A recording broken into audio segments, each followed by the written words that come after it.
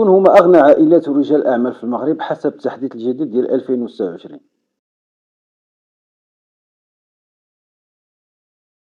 في المركز العاشر عائلة العلج ملاك مجموعة هولماركوم اللي كتضم مصرف المغرب والماس بثروة كتقدر ب 500 مليون دولار.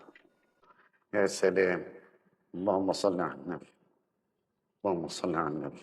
وفي المركز التاسع أحمد الزهيدي في قطاع التكنولوجيا والطاقات البديلة بثروة كتقدر 620 مليون دولار.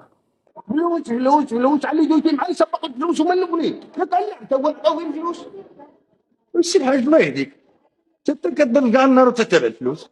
وفي المركز الثامن سلوى أخنوش صاحبة أكسا جروب اللي منها موروكومول وماركات عالمية ثروة كتقدر 700 مليون دولار. انا والله الا مظلوم في هذه القضيه ديال الفلوس، كاع ظالمين، كاع يقول لك حقا فلوس فلوس فلوس، وينا على رقبتي ما كاين مسخه مني. وفي المركز السابع مولاي حفيظ العالمي مالك مجموعة سهم للتأمين زائد استثمارات دولية أخرى ثروة كتقدر مليار و500 مليون دولار. دابا الفوق تبقاو تسمعوا غير مليار. انا اقسم لك انا كنت ممكن معايا تريليون 2 تريليون دولار زعما علينا. وفي المركز السادس سي محمد بن صالح مالك مجموعة هولماركوم للتأمين والعقار والنقل الجوي ثروة كتقدر مليار و700 مليون دولار. نهار على نهار كيتأكد لي على أنني أنا مدير واعر. هذا المدير واعر. في المركز الخامس أنس السفري ومن لا يعرفه صاحب مجموعة الضحى للعقار ثروة كتقدر مليار و900 مليون دولار.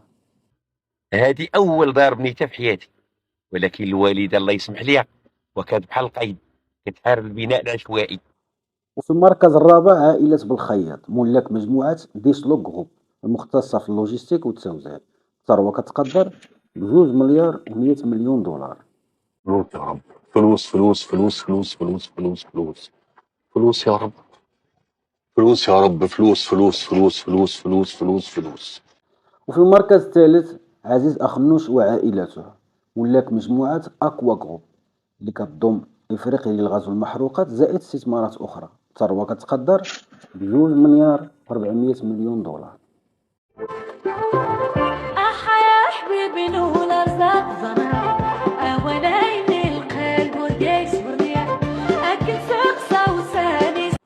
وفي المركز الثاني عثمان بن جلون وعائلته ملاك بنك اوف افريكا بي ام سي او سابقا باقي عندي شي كريدي معك تما قديم ما كرهتي تسمح لي فيه زائد شركة ديال التأمين ثروة كتقدر 2 مليار و800 مليون دولار. يا ربي تزيد. والله العظيم والله العظيم والله العظيم ما خدنا جنيه من الدولة. لا بركة زيدوا نتوما وقولوا لي شكون هو أغنى رجل أعمال في المغرب وبشحال كتقدر الثروة ديالو. هادشي اللي كاين. تهلاو. هي كتكون بورجوا، هي كيشدوه البورجوا، وهاد برجوة تيجي شفتو اموال باهظه، أموال واحدة تيجي شفتو اموال تترعرع. تترعرع. اي